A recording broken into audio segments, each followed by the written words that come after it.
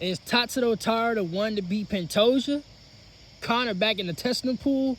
But hey, it's your boy DHP, the realest and baddest MMA podcast in the world.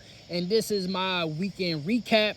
And by the way, I'm sorry for the late upload. Usually I like to do the weekend recaps in the morning, but I had to tend to a personal matter, so I couldn't get to the videos until later on tonight, which I'm doing now. But we got some stuff to talk about. Instagram, YouTube. We got a lot of things to talk about, y'all. Tatsuro Taira dominating against Hung Sung Park.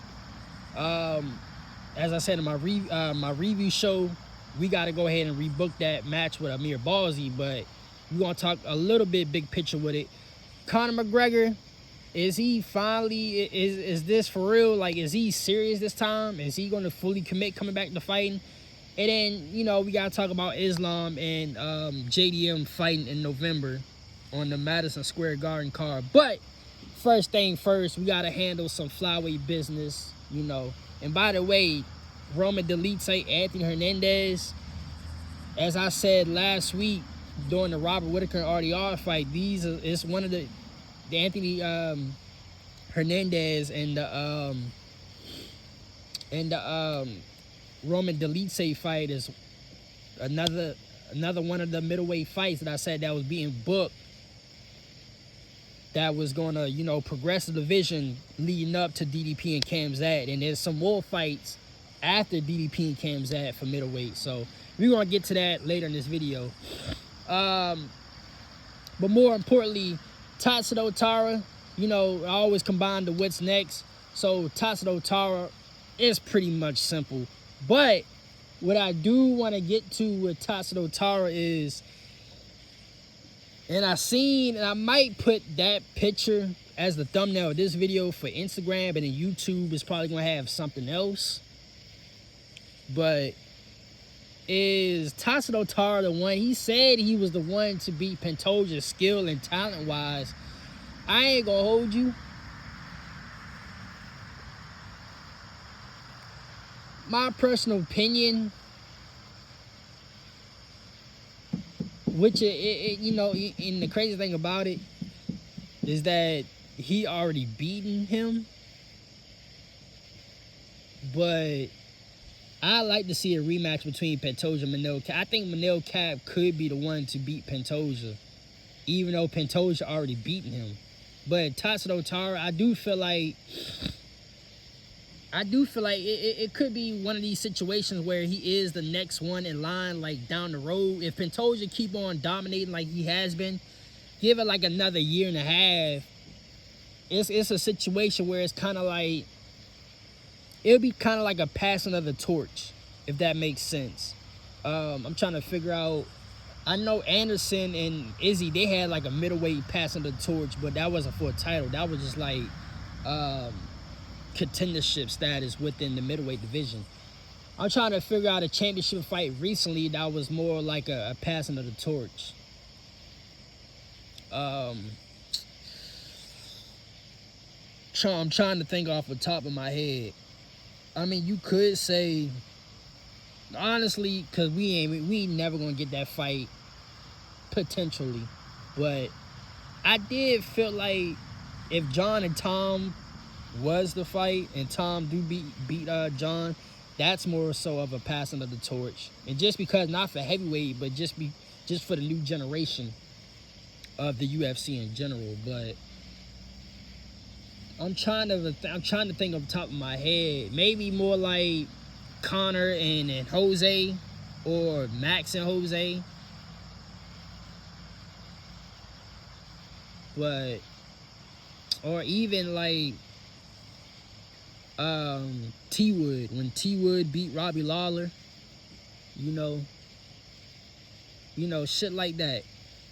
But, I'll give you a better example. The obvious pick of John Jones. When John Jones was dethroning all the OGs of the sport, like the Lyoto Machidas, the Shogun Hoods, the Rampage, the Rashads, that's the obvious passing of the torch right there. But anyway, I could see something like that with Tatsuro Taira, where if Pantoja keeps dominating, and Taira goes on this streak, he could potentially line up maybe by like late next year. He could line up a fight with Pantoja where Pantoja time might be coming to an end, and Taira is the right new generation fighter to dethrone Pantoja. Because Pantoja, I've been saying it over and over, Pantoja doesn't really overlap the flyweight division. And so Joshua Van is really like one of the newest, well, he did beat Steve Erzag. I mean, yeah, Steve Erzag, but Joshua Van is like legit like one of the like newest guys to face Pantoja. But Taira, he's definitely gonna be the next one if he keeps winning this fight. Skill for skill wise, to address what he said, skill for skill wise, it's hard to say. It's hard to say, bruh, because this nigga Pantoja, overall MMA game, this nigga Pantoja is like the best. Not just in flyweight, but UFC as a whole. When you considering striking, kickboxing, Muay Thai, ground game, jiu-jitsu, Brazilian jiu-jitsu. I mean, granted, I don't think his cardio is not the best, and granted his boxing is slobby, but Pantoja reminds me low key of like a less footwork version of Dom Cruz. Like Dom had footwork like no other, like a Floyd Mayweather, but Pantoja, he got everything that you would see in Dom, just with the less crisp footwork. But man, it's hard to say because Pantoja, like, he's up there. It's like, and I was telling my boy this when we was watching the fights last time during 318. I'm like, honestly, Pantoja, you can put Pantoja up there as like pound for pound best guy over Taporia and Islam, in my personal opinion. So, but Taira, he's definitely up there. I do feel like jiu-jitsu wise, no. I'll definitely say that because it did took him some time, even though that was like the second round type shit. Taira, he didn't. If you reverse the position, like if Pantoja was in the position Taira was in that first round against Park, Pantoja would have been got Park out of there. It took Taira some time to get Park out of there. So I would say jiu-jitsu wise, no. But talent, I would say he's much more a faster, not a faster striker, but Taira at a distant range, Taira is much more of a distant, much more of a accurate distance boxer than Pantoja, and he's more athletic. So I do feel like there is some situations in a fight where Taira would do better than most, just because he's much more athletic and he could box at a range. Especially the way Pantoja like to come in with his strikes, like a Carlos Condit type guy. I do feel like Taira, he can pull counter, basically what Sugar Sean did against Aljo. Like how that shit was like when Sean pulled counter on Aljo and how quick that was. I can see something like that from Pantoja. But I do see where Taira can keep up, but it's to me personally, it's one of those things where Taira gonna need some time. And I said it in the review show, kind of like the Holly Holm Ronda Rousey situation, where Holly got the tools to beat Ronda, but she gonna need some time. To evidently, she proved to all of us that she don't need no time. It's just that, as they say, style makes fights, and that style of Ronda, it don't matter if she had way less experience in the UFC. That style was just so perfect for her. So it could be one of those situations where Taira really don't need the extra time. It just Pantoja's style might be suited for him, But it would be a time where I feel like extra octagon experience and time would help him for other fighters that present a different style. But yeah, Taira, he might be the one to dethrone Pantoja, but I need to see this rebooking of here in Amir Balzi. I need to see it. And Manel Cap, I'm still giving Manel Cap the benefit of the doubt that he's gonna be the one to beat Pantoja. If it's not Manel Cap, then I don't know who else. Cause I don't think Joshua Van. Now Joshua Van, boxing for boxing, Joshua Van is the right one to put Pantoja in some unfamiliar situations in a fight where Pantoja really gonna have to dig deep. But I feel like this is too soon for Joshua Van. Basically picking back off of Taira. Joshua Van, he's in this position because of default, because Pantoja beat everybody else and then he beats the number one contender. So basically he's getting fast-tracked by default. Now, it's rightfully deserved that he gets fast-tracked because he went out there and put on, my opinion, the fight of the year against the number one contender. But now we're in a situation where we fighting the best of the best, the cream, the top of the division. And in that situation alone, it might be too soon. We might, we biting off more than we can chew. But, this is the sport of MMA. This is why we gotta go out there and fight, because at the end of the day, any nigga could be beat at any time, But to answer that question, let me take a sip of my Mountain Dew.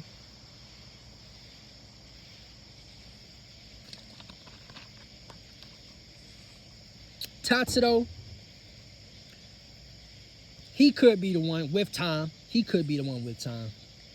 So to the next topic, and I'ma save the Conor thing for later. We gotta talk about, because I want to get this out on Instagram. So we gotta talk about Islam and JDM for a couple minutes. So Khabib, he ended up leaking on a radio show or another interview that JDM and Islam is slated for Madison Square Garden.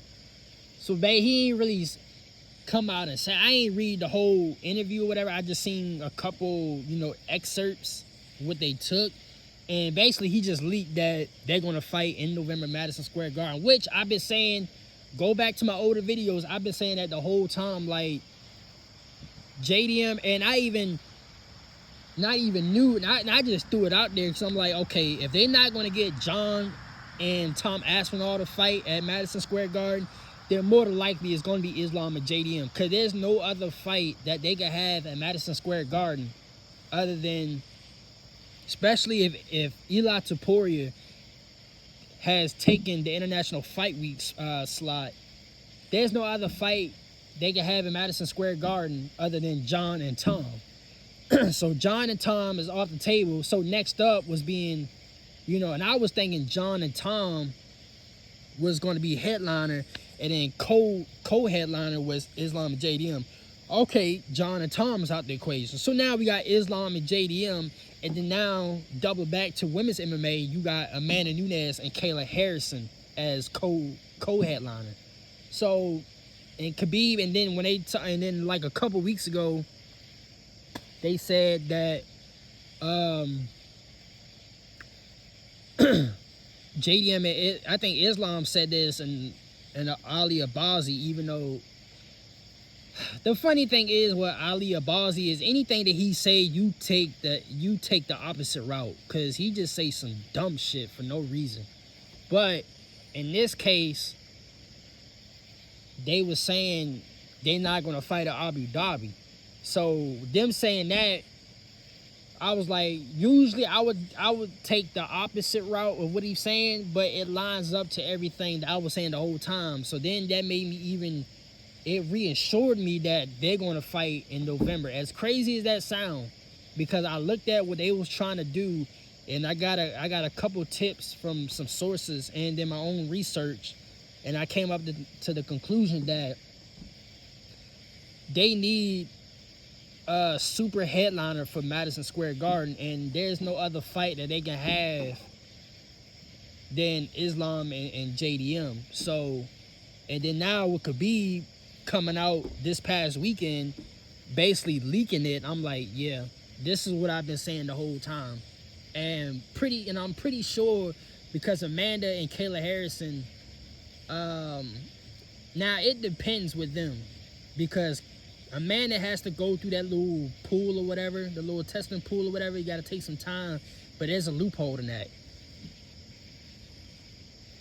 So I'm thinking they might fast track them to be the co-headliner, you know.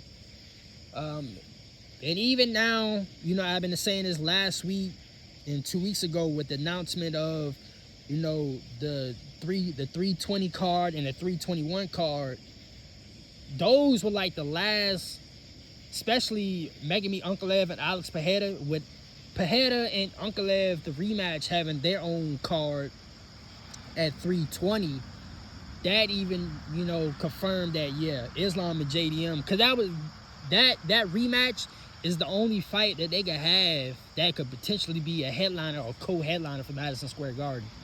So I'm like, yep, with Pereira and Ankalaev having their rematch on their own pay-per-view headliner card, then yeah, more than likely Islam and JDM is gonna be Madison Square Garden, which rightfully so, because Islam, he do have a huge following. He is a huge draw of the UFC.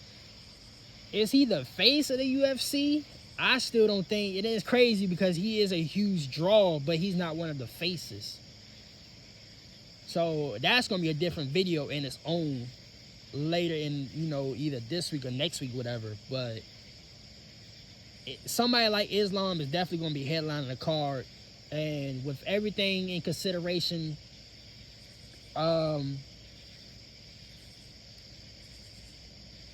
yeah, there's no other card that you can have than putting Islam and JDM on Madison Square Garden. So Khabib just pretty much confirmed what I've been saying the past 2-3 months, really.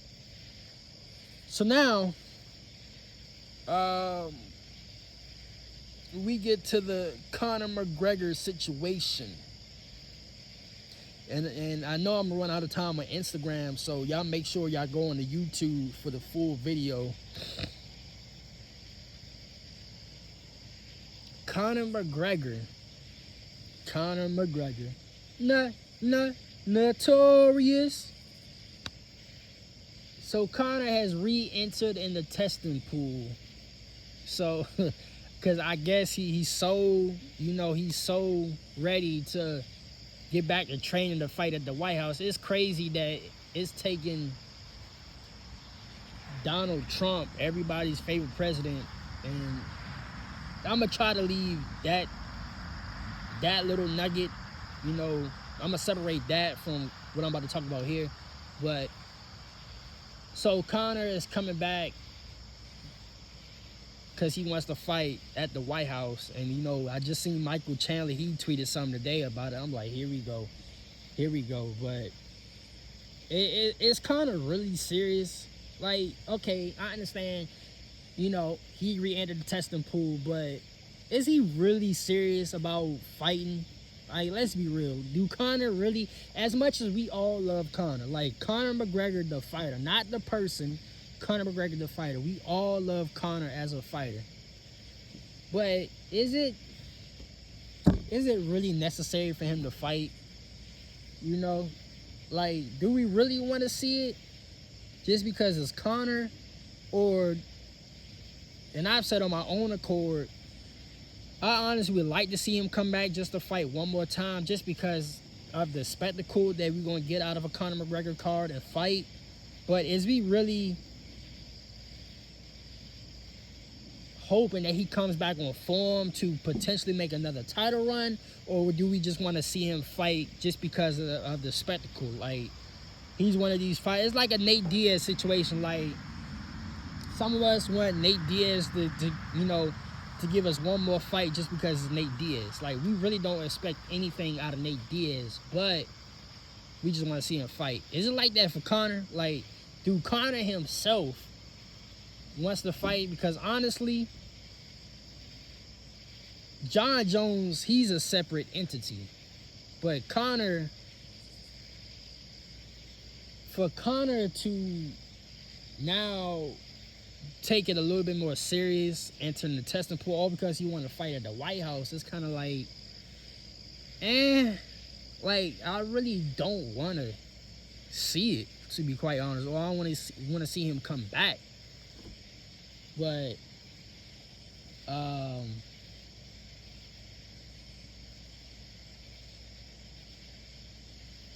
I don't know how I feel. I don't know how I feel about it. Like, I posted a story about it, and I'm like, okay, it's cool and all, but once we, sit back, because, when we heard all the news and and shit like that, I'm like, okay, Conor wants to come back and fight at the White House. Right or wrong, whether we feel about the UFC being at the White House or not, Conor McGregor wants to come back, and that's just huge news, right? But the more I sat back and thunk about it, I'm like,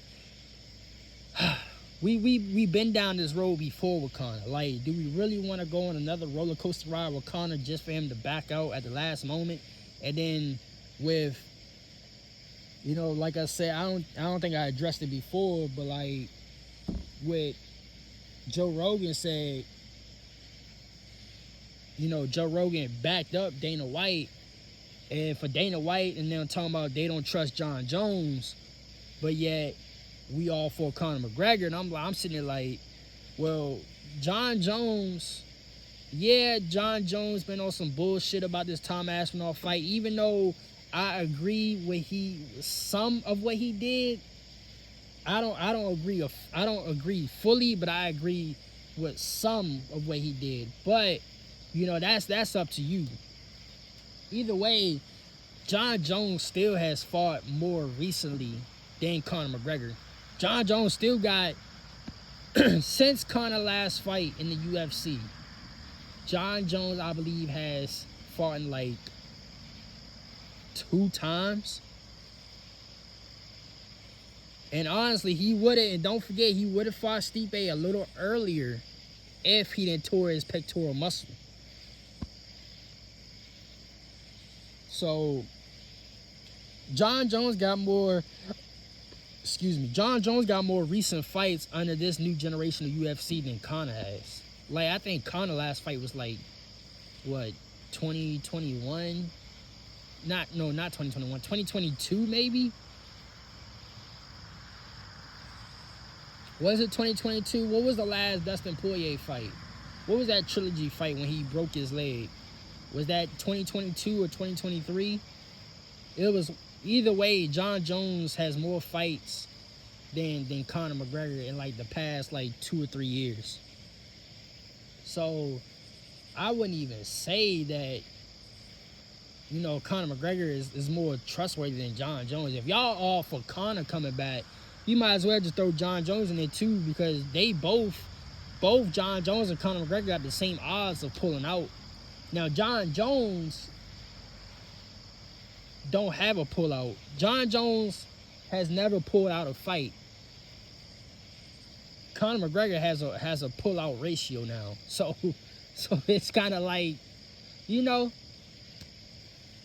So I'm at the point now to think about it. As much I'm a fan of Conor McGregor, the fighter, it's kind of like, I don't even know if I want to see Conor McGregor come back. You know what I mean? But I'm gonna think about it some more. I'm gonna think about it some more. But anyway, that's my little thoughts on that. Now we get to the little just to add this on in at the end of the video. Roman did say Andy Hernandez. And like I said, this is one of these middleweight fights that's going to lead up to DDP and Khamzat. And then after DDP and Khamzat, we got some more middleweight fights. This middleweight division is about to end. And I'm going to start that content like Wednesday. Either Wednesday or tomorrow, I'm going to start that content for that. But, middleweight is about to... I've been saying it over and over. Like, like, pretty much, like, half my videos I've been saying like welterweight, lightweight, and middleweight, it's gonna change like dramatically, like over the next couple months from the summer, from the start of International Fight Week on. And middleweight is one of those weight classes because we got this fight, this card coming up this weekend, DDP and Khamzat, and then we got some more middleweight fights after that that's being booked. So middleweight is drastically going to change, and then it's going to, especially if Khamzat beat DDP, it's definitely going to change from there on out. Now I did read Den Thomas, he said this like last week or something like that, how it might be scary hours in a bad way if Khamzat was to win the title, and that's because how untrustworthy he is to, you know, to be a champion, which honestly, to be completely objective, I see his point. I see his point because Khamzat, he's more like, especially the way his immune system is, he always gets sick. Even though I'm like overly excited because we finally get to see Khamzat in a title fight, in an actual title fight, when you think about it big picture wise, it's funny because I'm laughing about this shit, but it could be devastation for him to win the title because just the simple fact of what comes with Khamzat, like some of the antics, him at Ramadan, then his immune system. But at the same time, you can say that because Khamzat the past couple years has been shaky with, you know, making it to fight weeks. So him as champion is kind of shaky.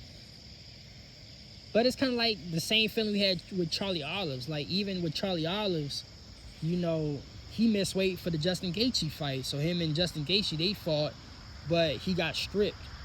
But Charlie Olives ended up winning this fight, and that's how Islam got the chance at Charlie Olives, and he won the vacant belt. Regardless, we've been down this road with fighters who, you know, have a shaky past of making the fight weed or missing weight as champion. We've been down this road before, and to be quite honest, before COVID happened and all this other shit with Khamzat's immune system, Khamzat was getting about 3 fights a year.